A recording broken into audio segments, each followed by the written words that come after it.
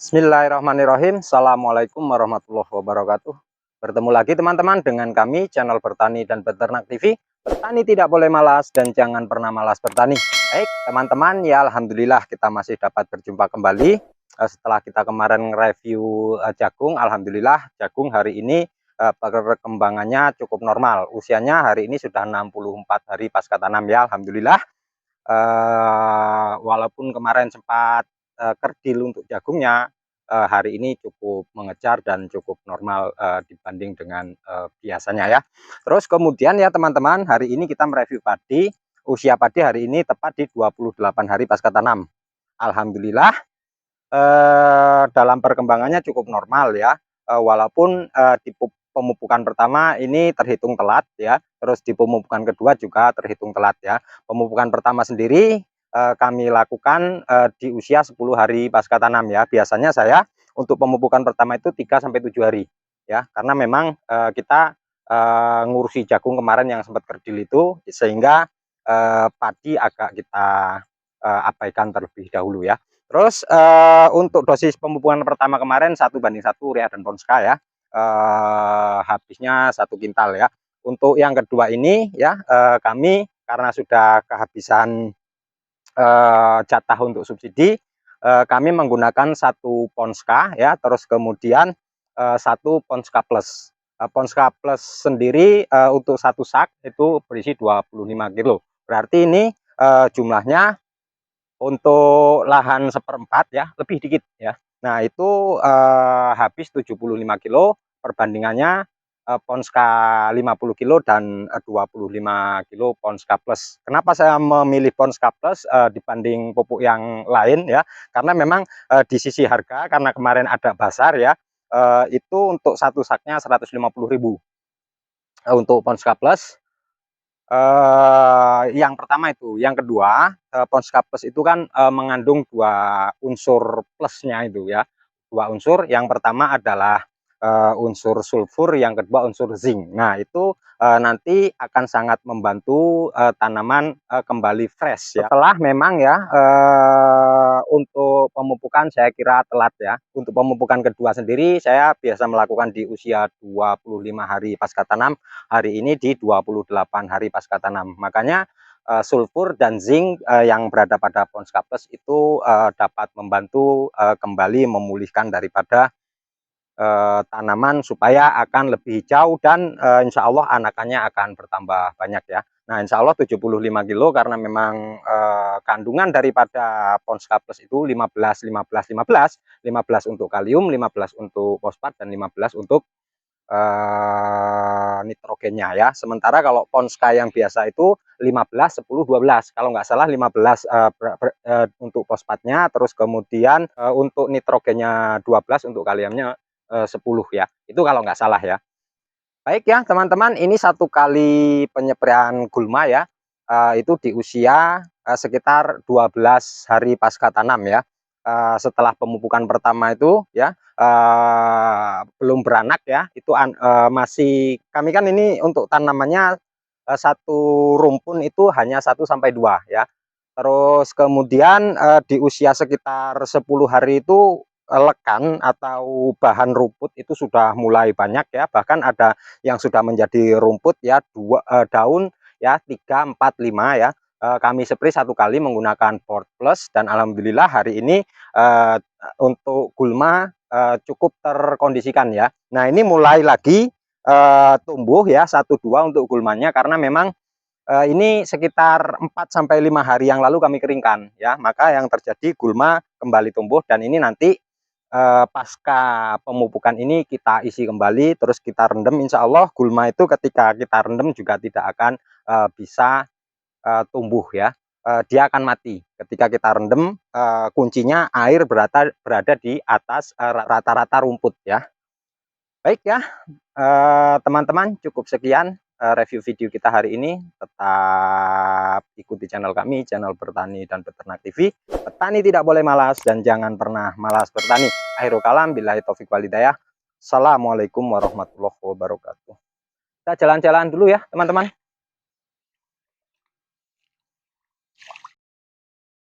Nah teman-teman, ini secara keseluruhan ya. Pupuknya di sini sistemnya adalah sistem tabur ya.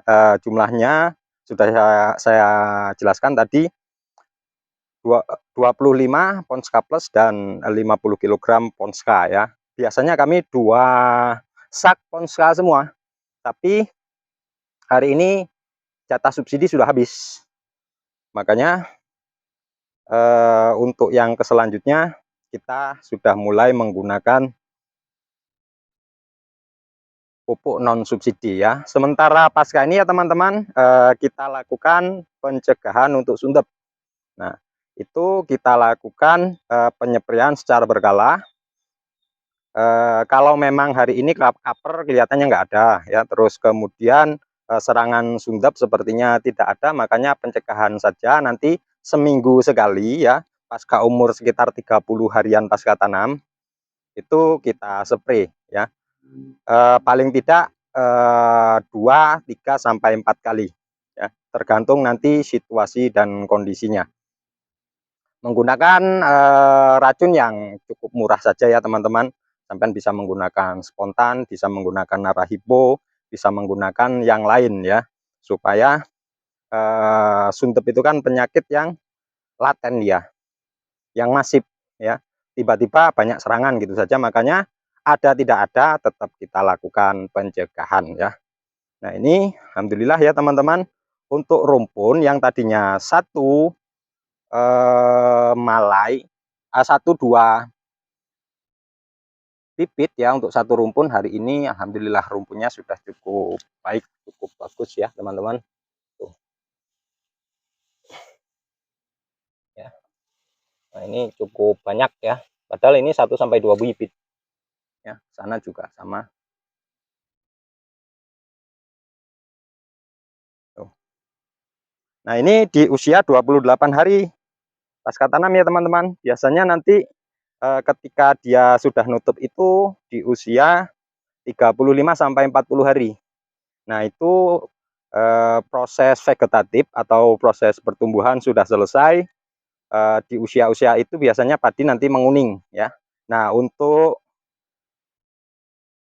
kembali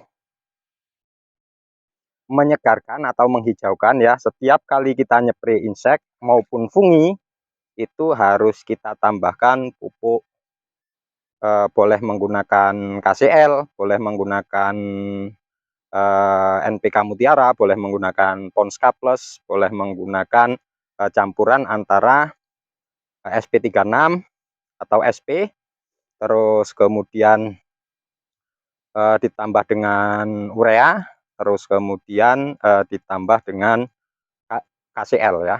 Nah itu nanti dicampur, kalau bisa 1-1-2, yang 2 untuk KCL-nya.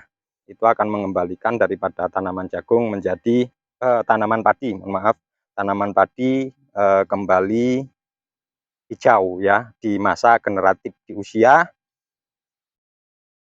35-40 lah, 40-60 hari ya. Kalau saya untuk musim pertama ini kayaknya menggunakan Ponska Plus, karena yang tersedia di rumah itu Ponska Plus. Kebetulan saya mengambil 2 sak kemarin ketika bazar. Itu nanti yang 1 sak kita fungsikan ya, itu insya Allah 5-10 kilo hanya butuh untuk lahan 1/4 ini kita spraykan ya. Untuk takaran per tangki 16-18 liter itu cukup 1 gelas setiap kali nyepri ya. Nah untuk rumput ya, gulma, karena memang kemarin kami keringkan kurang lebih sekitar 4 hari, 4 atau 5 hari ya. Nah itu sudah mulai tumbuh, makanya hari ini untuk tulaan ya, tulaan seperti ini ya teman-teman. Nah itu kita tutup, terus kemudian nanti kita isi air ya, supaya nanti kalau gulma ini terendam ya, nah itu nanti akan mati ya, dia tidak akan bisa bertahan kecuali kalau sampean telat ya untuk nutupnya. Kalau telat untuk nutupnya, maka gulma akan bertahan hidup ya, maka kita akan matun lagi. Nah, ini alhamdulillah kalau ke sana sama normalnya ya teman-teman, tidak jauh beda. Yang paling normal sendiri yang berada di sebelah barat. Semua untuk satu rumpun menggunakan 1 sampai 2 bibit. Nah, untuk varietas sendiri ya teman-teman, ini kami menggunakan varietas turunan dan belum pernah ganti. Kami menggunakan varietas Ciherang Bogor ya. Kalau di sini orang menyebutnya. Kalau di tempat lain saya nggak tahu namanya apa.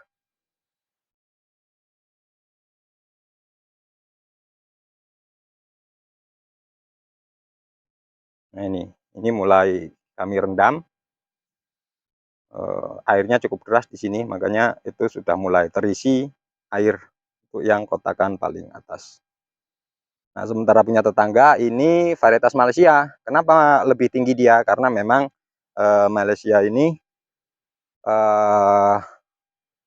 umurnya lama, terus kemudian untuk Malaysia ini nanti tinggi dan di usia lebih lama ketimbang yang di samping Ciherang Bogor. Ciherang Bogor ini sekitar 100 sampai 105 hari bisa dipanen, sementara Malaysia ini 115 sampai 110 120 hari baru bisa dipanen ya. Nanti akan ketahuan di sekitar 40 sampai 60 hari ya. Ini udah apa? Jebul, sudah rata, sudah keluar malainya secara merata, sementara yang sini biasanya belum. Baik ya teman-teman, cukup sekian review video kita hari ini. Tetap semangat, tetap ikuti channel kami, channel Bertani dan Peternak TV. Petani tidak boleh malas dan jangan pernah malas bertani.